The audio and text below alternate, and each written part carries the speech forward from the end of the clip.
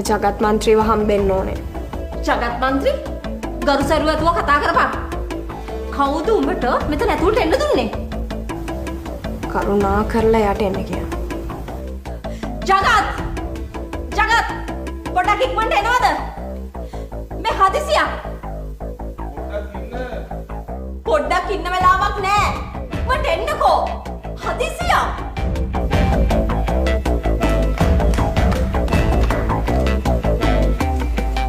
Hey, කවුද මේ? අද මහජන දිනේ නෙවෙයි. කවුද මෙයාට එන්න කිව්වේ? මේ ඉන්නේ අර කෙල්ල. මෙන්න මේ කෙල්ල තමයි කොට මනුස්සෙක් දමලා ගැස්සෙව්වේ. අපේ සචින්ටත් ගැස්සෙව්වේ මෙන්න මේ කෙල්ල තමයි. මෙන්න මේ කෙල්ල තමයි ගහන්න ඕනේ. තමුන් මොකටද මෙහි ආවේ? පවන් ඉන්න තැනකින් නිදහස් කරන්න. මේ දැන් තමුන් මට තර්ජනය කරනවද? මම කවුරු කියලාද හිතුවේ? මන්ත්‍රී කෙනෙක් හම්බ වෙන්න ඇවිල්ලා ඉන්නේ. ඒක මතක තියාගන්න.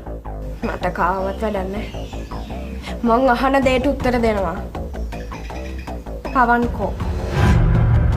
අපි දන්නේ පවන් ඉන්නේ තමුන් ළඟ. වහාම නිදහස් කරනවද නැද්ද? අනේ ජගත් මේ මෙන්න මේ කෙල්ලට ගහන්න. ගහලා කොහෙද ඇලකට ගිහලා දාන්න. ඔව්. තමුන් ඔය කියන කොල්ල අපි ළඟ ඉන්නවා. අපි උව මරන්න තීරණය කරලා තියෙනවා. පුළුවන් නම් තමුන් බේර ගන්නවා. මං දන්නවා පවන් තමුන් ළඟ ඉන්නවා කියලා. පවන්ව වහාම නිදහස් කළේ නැත්තම් තමුන්ට ලොකු පාඩුවක් වෙයි. මට පාඩු කරන්න? මට පාඩු කරන්න කාටවත් බෑ. මම මේ කොල්ලව නිදහස් කරන්නේ නෑ. පුළුවන් නම් තමුසි පාඩු කරලා පෙන්නනවා. මෙතනින් එහාට සිද්ධ වෙන හැම දෙයකම sorry.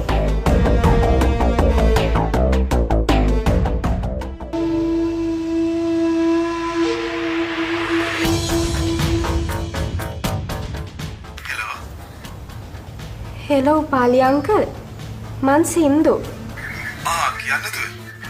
මොනවද කරන්න ඕනේ? අර ජගත් වීරකෝන් මන්ත්‍රී එයාට වෙන් කරලා තියෙන සල්ලි දෙන්න එපා. ප්‍රශ්නයක් නෑ නේද?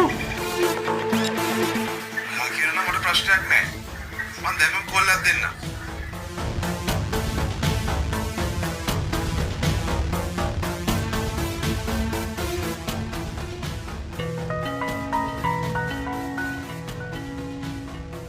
ඔය එන්නේ ජගත් මන්ත්‍රීගේ ඡන්දෙට වියදම් කරන ව්‍යාපාරික උපාලි බාලසූරියගෙන් කෝල් එකක්. ආස කළ බලන්න.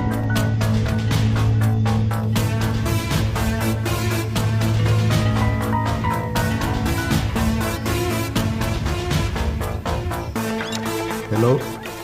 ජගත් මන්ත්‍රීතුමා මම උපාලි බාලසූරිය කතා කරන්නේ. ඔව් මිස්ටර් බාලසූරිය. මන්ත්‍රීතුමා මට ලබන ඡන්දෙට මන්ත්‍රීතුමාට උදව් කරන්න බැරි වෙයි. සෝරි.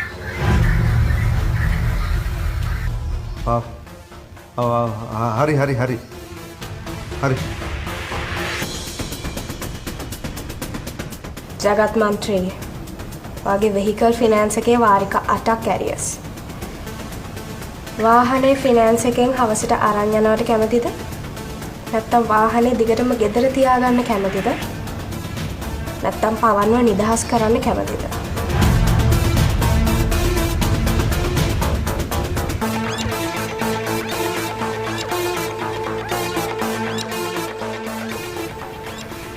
හෙලෝ.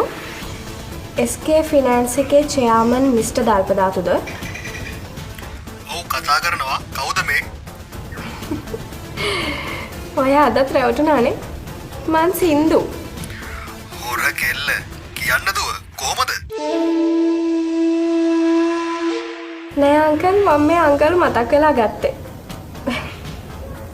thank you. දුවට හැම වෙලේම මාව මතක් වෙනව නේද? එහෙනම් අංකල් මන් තියන්න. ඕකේ බයි. බයි. වැඩ ප්‍රශ්නයක් නෑ සමරනායක. ඔයලින් වැඩ මට පවන්න ඕනේ. එන්න ඇවිත් වාඩි වෙන්න. මම පවන්ව නිදහස් කරන්න. හැබැයි මට මිනිත්තු කිහිපයක් දෙන්න රිලැක්ස් වෙන්න.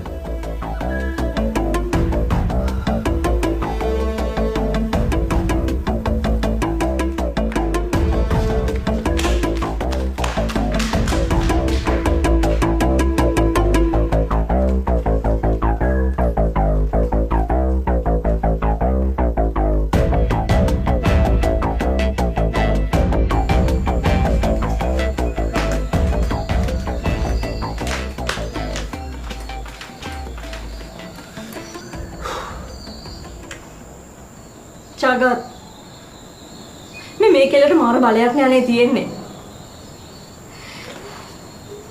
මිස්ටර් උපාලිත් අපිට ඉලෙක්ෂන් එකට උදව් කරන්න නැති වෙයිද?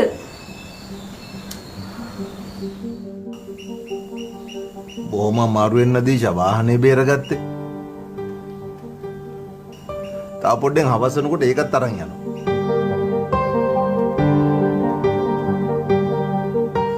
ප්‍රෙසිඩන්ට් කෙනෙක් ගෙදුවෙක් වගේ මේ කෙල්ල හැසිරෙන්නේ නදීෂා. අයියනේ සිකියුරිටි එකකුත් ඉන්නවා.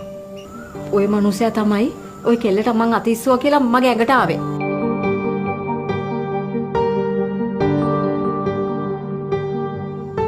අපි මොකද්ද ජගත් කරන්නේ? හිතාගන්න බෑ නදීෂා. අර කොල්ලව නිදහස් නොකරොත් අපිට අපේ ඇඳිවතත් නැති වෙනවා. බලන්නකො නදීෂා. ඒ කෙල්ලගේ මූණේ බයක් එකක් පේන්නවත් නැහනේ. සාමාන්‍ය පවුලක කෙල්ලෙක් නම් වෙන්න බෑ නදීෂා. අර අරන් ආපු කොල්ලගේ මොකද්ද තියෙන වටිනාකම මේ කෙල්ලට මෙච්චරම් මේ? ඒ කෙල්ල ආදරය කරන කෙනා. ඒක තමයි තියෙන වටිනාකම. අපේ කාමේ නිකන් ඒක මැද්දට පැනලා. අනේ නදීෂා මං ඔයාලට කිව්ව ඔය අනවශ්‍ය ප්‍රශ්න වලට අත දාන්න එපා කියලා. ඒකෙන් කෙලවෙන්නේ මටනේ. දැන් බලන්නකෝ. එක කෝල් එකෙන් මට ඡන්දෙට වේදම් කරන්න ඉන්න මිනිස්සුත් නැති කරගත්තා. දැන් අපි මේ කෙල්ලගේ කොල්ලව නිදහස් කරනවානේ ජගත්. ඉතින් අපිට බැරිද ওই කෙල්ලටම කියලා මිස්ටර් උපාලිවත් ආයි සම්බන්ධ කරගන්න? මං නම් හිතන්නේ නැහැ නදීෂා. කමක් නැහැ. අපි කතා කරලා බලමුකෝ. කොහමද ඉතින් අපි ඔය කොල්ලව නිදහස් කරනවනේ. ඒ වුණාට නදීෂා මට මේ තියෙන ප්‍රශ්නේ මේ කෙල්ල කවුද කියන එක.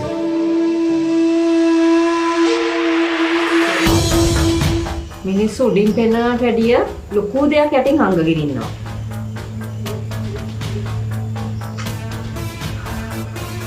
කමක් නැහැ. අපි කතා කරලා බලමුකෝ. පොඩක් කොමින්ද